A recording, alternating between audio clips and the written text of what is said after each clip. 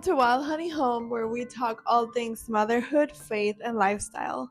If you like any of those topics, please like this video and don't forget to subscribe so you can see the future ones. So grab your water, your coffee, or your tea and have a sip with me. Now let's get real for a second. Have you ever thought about what is it that steals a mom's peace the most? And the more you think about it, the more you realize that it's not the laundry, it's not the toddler meltdown, it's not really the messes that you find every day at any given moment. When you think about it, what steals the peace the most of a mother is a lack of boundaries. Because motherhood without boundaries is like trying to pour from an empty cup while the cup is on fire and everybody is only asking you for snacks. And yeah, I've been there. So today I'm sharing 5 boundaries that every mama needs to protect their home and their peace. And I'm not going to be sugarcoating it, because peace, it's not a luxury, it's survival. And no, I'm not talking about fancy trips to the spa. I'm talking about real boundaries that changed my home, my marriage, my motherhood, and most importantly,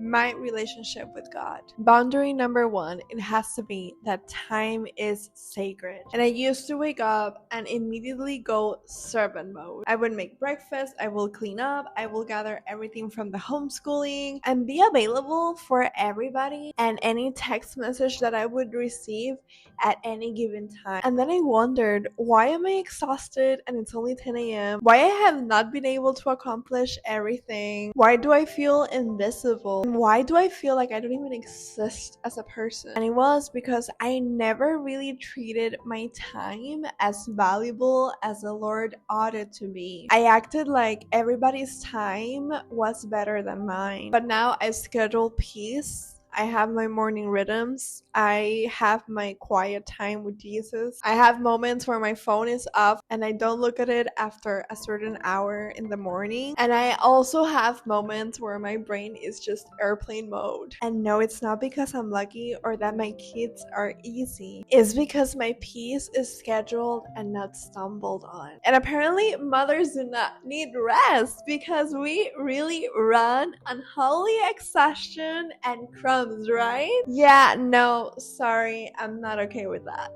And I'm also done with that. Boundary number 2.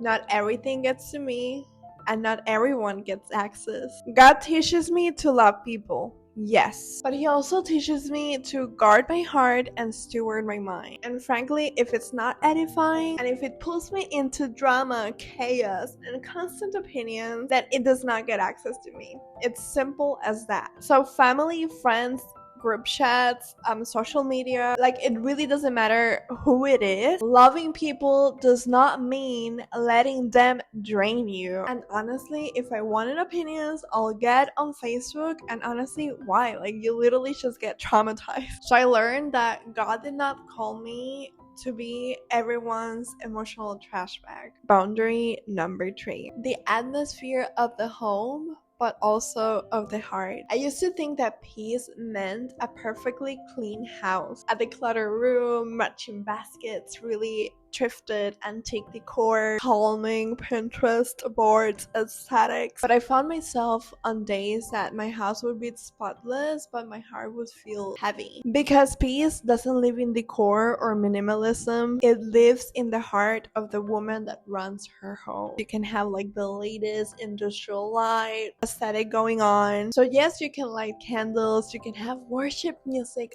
all day long, everything perfectly folded like our favorite Instagram tutorial reel. But if your heart is anxious and you are dwelling in fear, anxiety, in bitterness, in being rushed, or comparing yourself to another mama or person, your home, it doesn't matter how it is, you will still feel chaotic. Because a peaceful home starts with a peaceful heart. So yes, I protect the atmosphere of my home, but also of my heart. Because honestly, God cannot feel a home with peace when I'm constantly living in chaos. Boundary number 4, it's a little bit spicy, so let's have a sip together.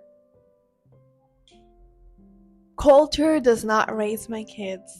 I do. Let me say something that might offend some people, and honestly, that's okay. I don't let culture trends or Instagram posts telling me on how to raise my children. I don't parent by what Instagram says is normal, and I don't educate based on what society thinks is standard. I go to the Bible, I go to the Holy Spirit, and I pay attention to each of my children's, not statistic. And yes, people judge.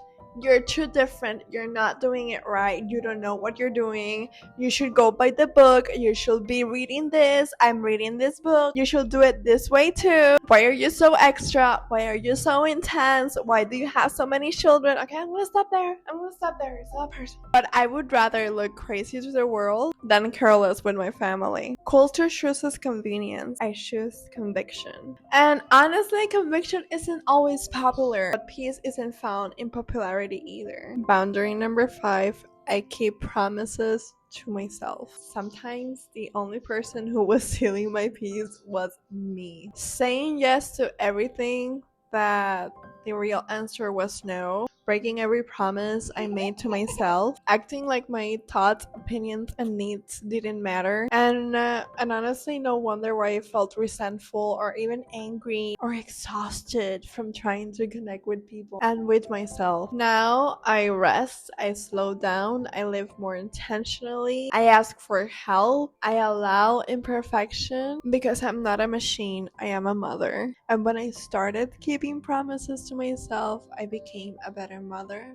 a better friend, a better wife, a calmer mama, and a more joyful woman. So when I started setting these boundaries, my whole home changed. The spiritual atmosphere shifted. Even my kids felt more safe, calmer, and connected to me. And not because my life got easier, but because my spirit got lighter. Peace isn't something you find, it's something you protect. So tell me in the comments which boundary hit you harder, the one that you know that you need to start setting, because I want to go deeper into this with you. And if you're thinking, okay girl, but how do I do it without starting any drama, without overburning the oven, then amiga, hold up, because that's literally my whole next video, and we're gonna go step by step, because your home is your ministry, your motherhood is kingdom work, your peace is your weapon, and boundaries aren't selfish,